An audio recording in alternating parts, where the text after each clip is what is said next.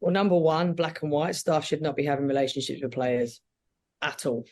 There's a power imbalance, and anytime there's a power imbalance, it shouldn't be happening. I completely disagree with it, and my staff would get removed if it happened. It's not acceptable on any level. It's happened, and trust me, I've seen this time and time and time again in the time I've been in this sport, time and time and time again.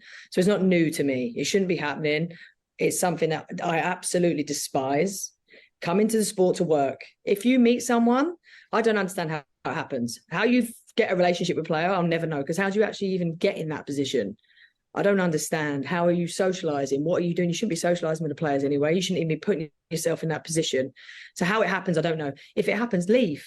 Leave your job. Give up your job. Don't do it. Don't come into work and prey on vulnerable women who you're responsible for their contracts or medical or whatever it is, whatever role you play. Don't have a relationship with a player. It should not happen. Black and white, ethically wrong. In terms of the Spanish Federation, there's a reason the players went on strike. There's a reason the players weren't showing up. And shockingly, it was the president that then didn't back them.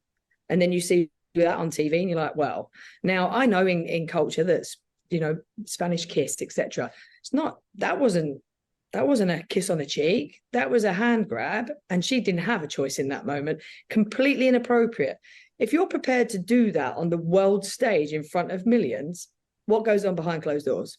Now, I think for me, this isn't just a sport problem, by the way. This is a society problem. There'll be women in businesses and offices and everywhere around the world that have faced these different problems.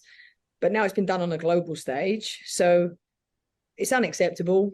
I'm completely against anything that puts a player in a vulnerable position. We have a responsibility as a coach to coach players, to help them learn, not to do anything else. So I think the governing bodies, FIFA, UEFA, anybody who's involved, step in, because it's not acceptable. And these women get treated like this far too often, far too many times, and something needs to change.